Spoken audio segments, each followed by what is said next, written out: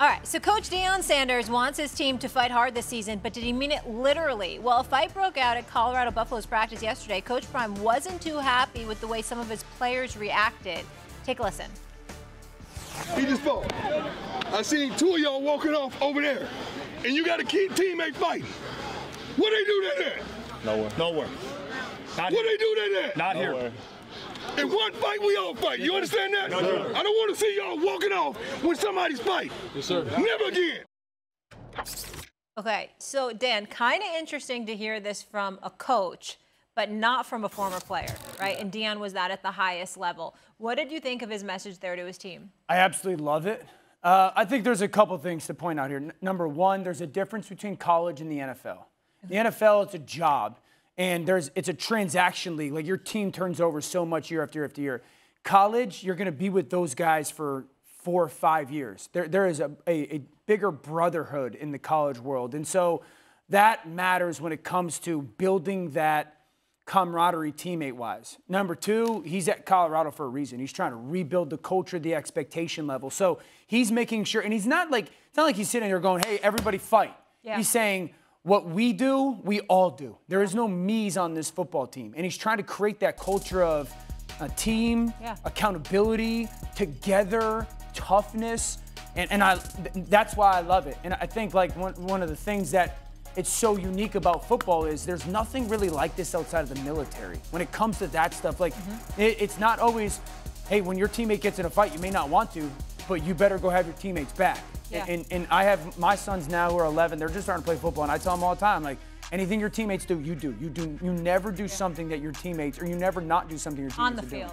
Absolutely. On the field. On the field. On the field. Yeah. It's impossible for the rest of us to relate to, right? I mean, it's such a weird concept. It's like if one of my coworkers here at ESPN fights, then like all of a sudden I have to. Yeah, you got to. There's some people I might do that for, but maybe not others. You know, but it's a different sort of thing. It's a brotherhood, like you said, or a sisterhood in sports as well. So I understand what Deion's doing. I do think, to your point, Molly, that this is Deion Sanders, the player. Absolutely. More than Deion Sanders, the coach. It's also why Colorado hired him. And he needs to do something to improve the camaraderie of this team. They were 1-11 last season. Like, anything can help at this point. Why not? And that's also, like, why football is such the ultimate team game. Like, once you're in football long enough, you know you have no shot to be good individually or a team without the people that you're doing it with. And if you line up as an offensive lineman, defensive lineman, quarterback, and you don't truly trust and believe that that person's got your back and going to do everything they can to play that play as good as they can, it creates doubt. And then you can't be as good as you nearly want to be. Absolutely, because you feel like they don't have your back. Two things I want to point out. Obviously, the 1-11 record is huge, you know, and that's why they brought Deion in. But there were so many, I don't have the stats in front of me, there are so many transfers. A lot of these guys haven't played together either, to your point. So building that trust. And just like that standard level. There's an expectation level of how we're going to do Team something. First. I don't care if it's in sprints. I don't care if it's in the classroom. I don't care if it's in fighting. There's a standard and expectation level of how we are going to build the culture of our program. We are one unit. We work together. The only weird thing about this, though, to me, is the injury risk. Because I think that is strange. Like, you're encouraging more of your players to risk themselves and essentially risk injury if they were involved in a fist fight, players that you need. So that, to me, from the coaching perspective, is weird. And that's the angle where I feel like Deion isn't thinking from a coach's perspective, because a typical football coach would think of that. I would say this: the sacrifice or the potential sacrifice of injury is significantly less than the we can't win without this. Like, you can't win consistently without getting everybody to buy in. You can't. I think if I was Deion, I'd be like, you're there, but like if you're the starting quarterback, maybe you stand a little further back. You know, like that's a private conversation. You got to build. Publicly. That's like the message you have to send. Real quick before we move on to the NFL.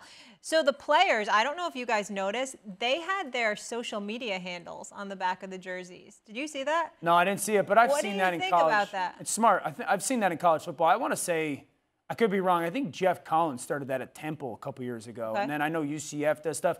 It's where the world is. Like, it's just, we associate players and their social media names and or tags more so than maybe their real names, to be honest with you. So I just think it's the world when this generation is kind of living in. I absolutely love it because, of course, these players are quite literally benefiting off of it as well. Yeah. I mean, this is the world of NIL. This is how to continue to build your brand. Yep. It feels like a little bit like we're in a pay-for-play system because of all of the booster collectives. We're not actually in a pay-for-play system. You still have to get your brand out. You have to grow your name to get those NIL deals, particularly if you're not a player benefiting off the booster collective at your university. This is the way to do that. Yeah, you better know your players' numbers.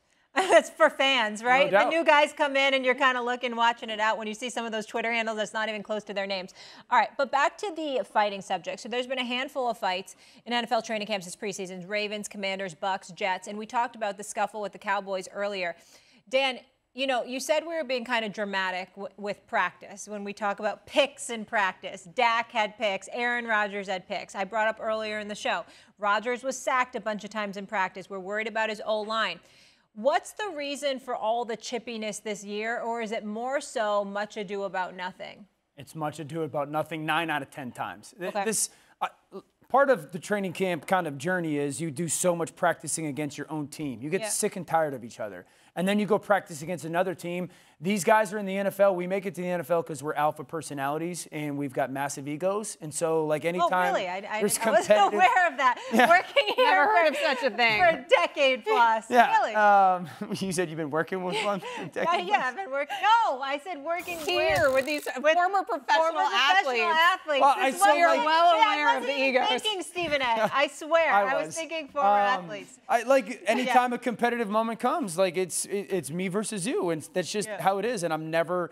Are guys, you competitive at everything? Every single thing. Like, does that annoy your wife? Is She hates ever, playing. Like, just All chill? my friends. My friends hate playing anything with us. Board games, wiffle ball. I got into a fight with my best friends on July 4th playing a wiffle ball game when it was out versus not with my 7-year-old daughter.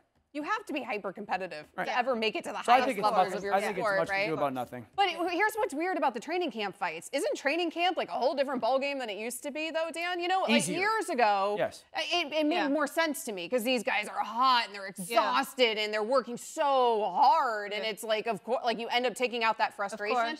Now, it ain't anything like that. I mean, these guys are in shorts and T-shirts half the time. They're still working their absolute rear ends off, though. Like, this is still NFL training camp. It may not be as like physical as it was in the years past on a consistent, like, 3 times a day basis, but this is still NFL training camp. I think the one that gets in the way is when the fights become the overwhelming part of practice. We're like, what are we doing? We're trying to get better here, guys. We're trying to compete against each other and improve. When that becomes the conversation, that's when you see coaches step in and be like, get out. Yeah. Just get out. It's a lot like First Take. Yeah. It's like, listen, the debates happen, the fights happen, and then in like 2 seconds, everybody's fine. Of course. Yeah. And sometimes the debates linger, the fights linger. That's what makes it good. No, for sure. This was fun, guys. Amber, Dan, thank you. This is my first time meeting Amber. Yeah, you guys. person. Yeah, she took you. Be sure to watch First Take Monday through Friday, 10 a.m. on Thanks, Molly. ESPN. Be sure to check out more exclusive First Take debates on YouTube. We'll see you guys in the morning.